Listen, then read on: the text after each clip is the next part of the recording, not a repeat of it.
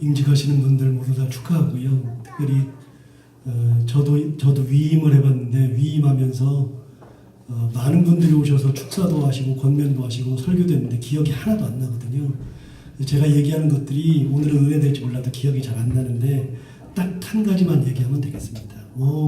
여러분들이 결단도 다 하실 거고 이렇게 하겠다 저렇게 하겠다 다 하시니까 제가 더 얘기를 드려봐야 그렇고요. 성경을 통해서 임직하시는 분들은 이런 자세로 살면 좋겠다라고 하는 하나님의 말씀을 나누면 그걸로 족하다고 생각이 되겠습니다. 길어봐야 또 안 될 것 같아서 짧게 하는데 아무튼 하나님께서 여러분들을 이끌어서 일꾼을 세우신다는 것은 보통 일이 아니니까요. 자, 오늘 임직하는데 성경이 이야기하는 사람 중에 다비다라고 하는 사람이 한 명 나옵니다. 성경을 잘 알지 못하면 다비다가 누군지 모르고요. 이 사건 잘 모릅니다. 그러나 이 사건은 잘은 모르지만 성경에 기록되어 있으니까 이게 왜 임직에 필요하냐면 여러분 우리가 임직을 하지만 세상 사람들이 우리를 몰라줍니다. 잘 모릅니다. 신경 쓰지 않으면 잘 모르는데 우리는 임직을 하죠. 사람들이 모르고 일반적인 삶을 살아갑니다. 그런데 그렇게 일반적인 삶을 살아가는 우리들이 성경에 이야기하는 것처럼 이 성경도 우리가 예수를 믿고 교회 생활을 하면서도 무슨 내용인지를 잘 모르는데 우리가 성경을 보고 있잖아요. 모르는 사람 얘기입니다. 그럼 우리는요. 임직하는 분들은 뭐 얼마나 잘 알고 얼마나 유명하고 그건 아니거든요. 똑같아요. 세상 사람들은 우리를 잘 몰라줘요. 몰라주지만 중요한 게 하나 있습니다. 성경에 이들이 기록되어 있다는 것은 하나님은 이들을 기억한다는 겁니다. 그 얘기는 뭐냐?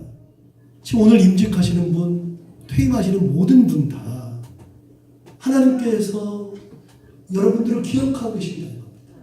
세상 사람들은 기억을 못해도 그래도 하나님은 기억하신다는 거거든요. 그런데 그 많은 사람들 제가 옛날부터 호기심이 굉장히 많아가지고요. 성경에 도대체 몇 명이나 나오느냐 세봤거든요. 한 사람 한 사람 다 세다가 제가 포기했습니다. 이유가 뭐냐면 똑같은 사람들이 있는데 그거를 이름이 약간 다른 데서 똑같은 사람들 맞추려고 하니까 성경이 너무 많이 쓰고 너무 많아가지고요. 어떻게 할 수가 없어요. 그래서 내가 포기했습니다. 그런데 여기 나오는 이 사람들은 이름이 등장합니다. 다비다라는 이름이 등장합니다. 도르가라고도 하기도 합니다.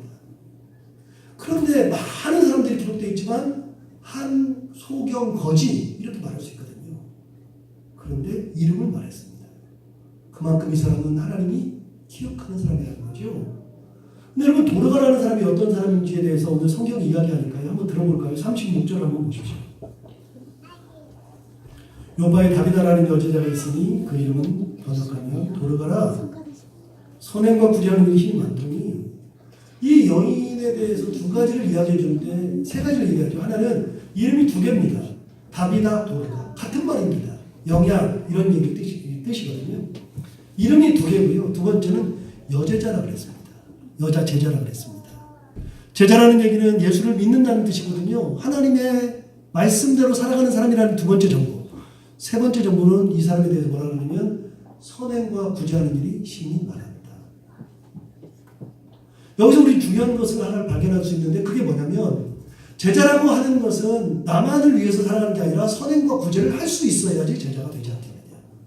그럼 오늘 임직하는 사람들에게는 똑같은 얘기를 하는 거예요. 우리가 살아가는 동안에 나만을 위해서 살아가는 게 아니라 대접받기 위해서 살아가는 것이 아니라 여러분 저도 우리 교회에서 12월 달에 임직하느라고 장로들, 안수집사, 권사 다 세운다고 교육을 시키고 있는데 계속해서 6개월 동안 공부하면서 가르치는 게 뭐냐면 임직자들은 그 자리에 올라가가지고 대접받는 게 아니라 임직하는 순간부터는 제일 밑바닥에서 섬겨야 되는 게 임직자들. 내가 뭐가 됐으니까 이때부터 힘이 있는 게 아니라요. 힘을 가지고서 사람들을 섬기는 것이 임직자예요. 끊임없이 가르쳐줍니다. 귀에 못이 박히게 가르쳐줍니다. 앞으로 말하지 말고 헌신해라. 대접받으려고 하지 말고 대접하라고 가르칩니다. 임직자들이 저한테 죽습니다. 거의 매주 모여가지고서요. 계속 공부시키는 거예요. 결단하게 만드는 거예요. 근데 결단의 대부분이 뭐냐면 대접받으려고 하지 말아라. 그러면 목사인 나부터가 대접받지 않아야 되지 않겠어요? 안 받아요. 대접받을 생각이 별로 없어요. 대접하고 싶어요.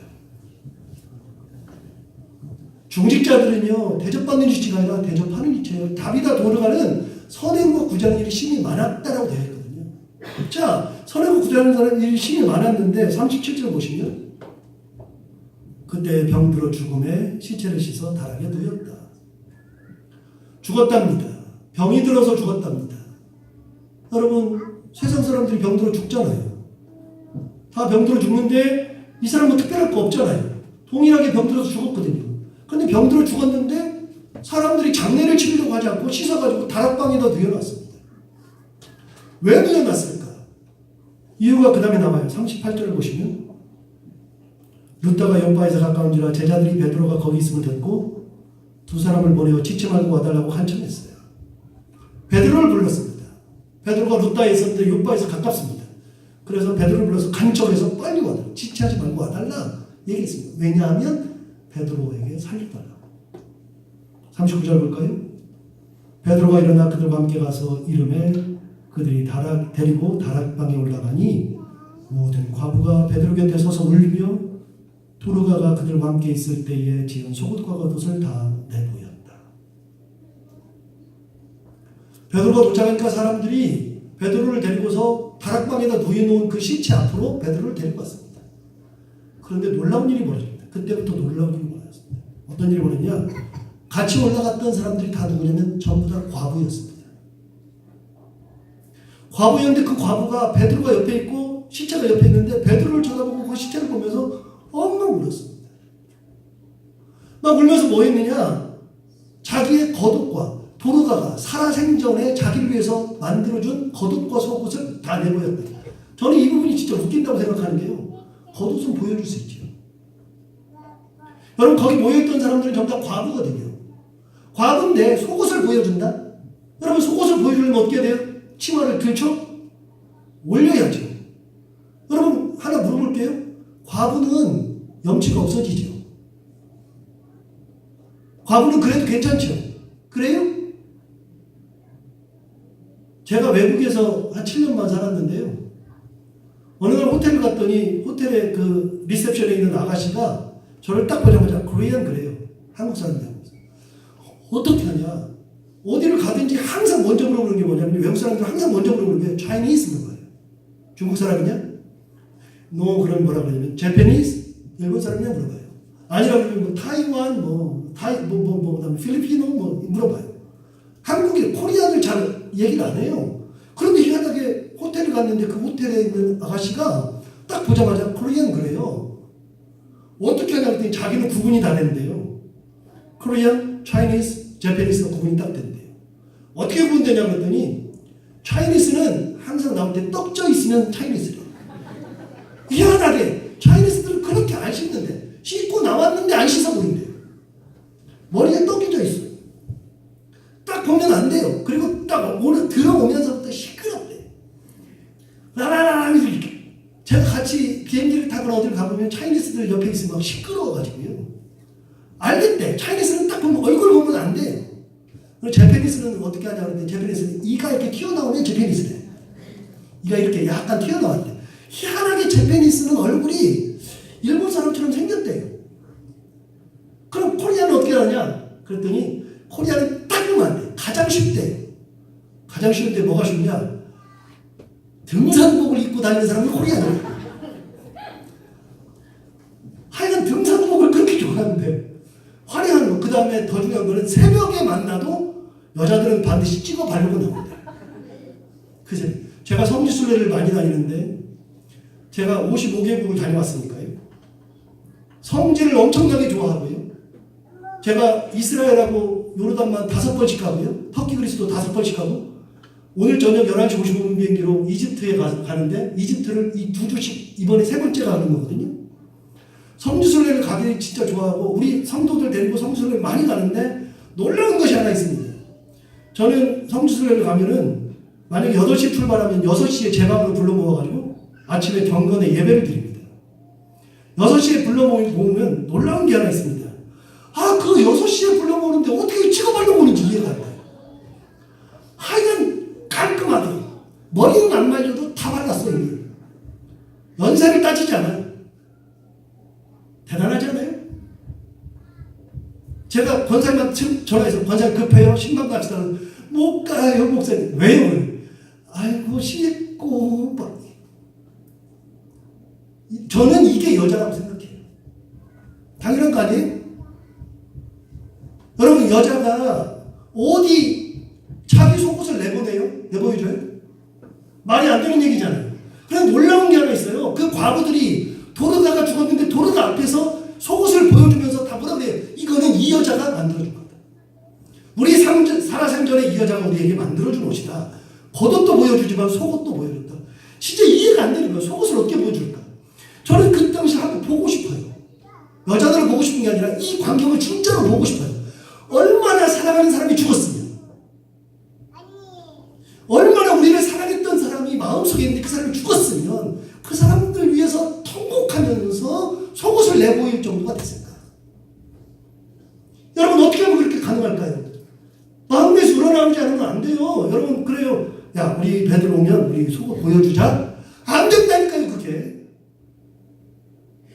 우리가 그렇게 최대한해서 베드로의 마음을 움직여가지고 도로가 좀 살려보자 그게 아니고요. 그 과부들은 누가 시킨 것이 아니라 마음속에서 우러나와서 진짜 보여주고 싶은 거예요. 이거를 이분이 만들어줬다. 여러분 당대의 과부들은 전부 다 사는 것이 녹록치 않아요.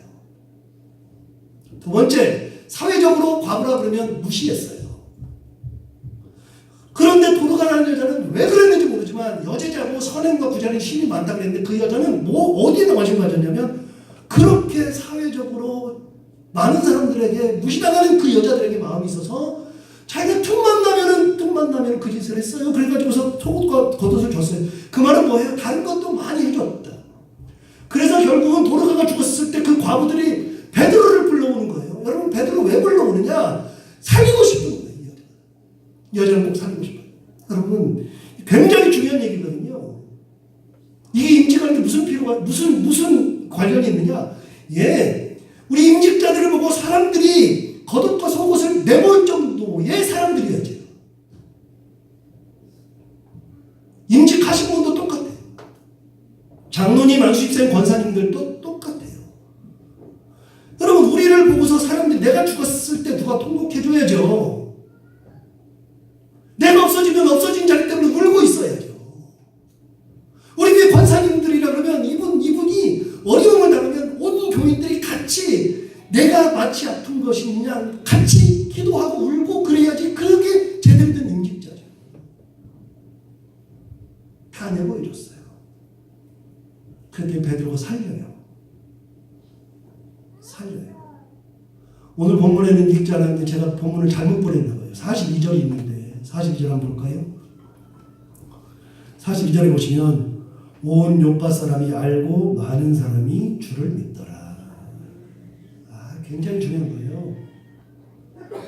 그 얘기를 알고 그 얘기를 요파 사람들이 다 들었는데 잘 보세요. 베드로가 살렸으니까 이렇게 돼야죠.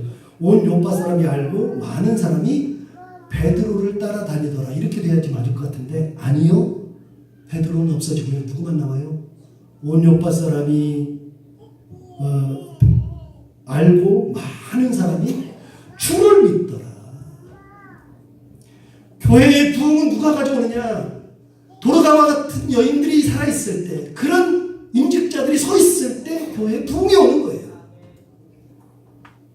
전도 아무리 봐요. 안 된다니까요. 우리 교회도 전도하러 돌아다니고 별짓 다 해요. 제가 그만하라 그랬어요. 안 되더라고요. 안 되는데 조금씩 부흥하는 것은 교회가 조용하고 하나님 은혜 가운데 딱 서 있고요. 헌신자들이 나오고 그 교회 가면은 진짜 좋다는 소문이 나기 시작하니까 사람들이 찾아오는 거예요. 전도하고 피켓 들고 다니면 돼요? 여러분 뭐 지하철에서 항상 불고 다니고 노래하고 그러면 천국이 가까우니라 그러면 오든가요? 저부터가 이렇게 여기 속에서 뭐가 치면 오르던데 한 대 치고 싶어요. 그게 아니고요. 은혜가 있는 곳에는 주님이 빛나는 겁니다. 교회는 은혜가 있어야 돼요. 임직자들이 그 길을 감당하는 거예요. 이제부터는 임직자들은 어떤 임직자들이냐면, 임직자들을 보면 사람들이 누가 생각나야 되냐면 노르가가 생각나는 거죠. 진짜 헌신한다. 진짜 나눈다. 그래서 내가 아플 때 사람들이 통곡하고, 여러분 하나 기억하십시오. 내가 죽었을 때 사람들이 나를 위해서 진짜 통곡하며 죽을 수 있는가. 하나님이 나를 그렇게 기억하실 수 있는가. 그거 기억하면 임직할 때 보통으로 하는 게 아니고 하나님의 은혜 가운데 내가 결단하면서 임직하는 거거든요. 이런 은혜가 임직하시는 분들에게 그리고 이 교회에 가득하기를 바랍니다. 기도하겠습니다. 하나님 아버지, 한 사람이 많은 사람들을 행복하게 만드는 것을 봅니다. 그리고 그 한 사람 죽었다고 많은 사람들이 또 통곡하는 것도 봅니다. 그 한 사람 때문에 믿음이 전해져서 많은 사람들이 주를 믿는 것도 보게 됩니다. 하나님 아버지, 우리의 삶을 지키시고 임직하는 분들의 마음을 꼭 지켜주셔서 저희들이 도로와 같이 결단하게 하시고 구제와 선행이 힘이 많게 하여 주옵시고 하나님의 영광을 드러내는 임직자들이 다 되게 하여 주옵시고 이 교회가 그렇게 하나님의 은혜가 충만한 교회가 되게 하여 주옵소서. 예수님 이름으로 기도하옵나이다.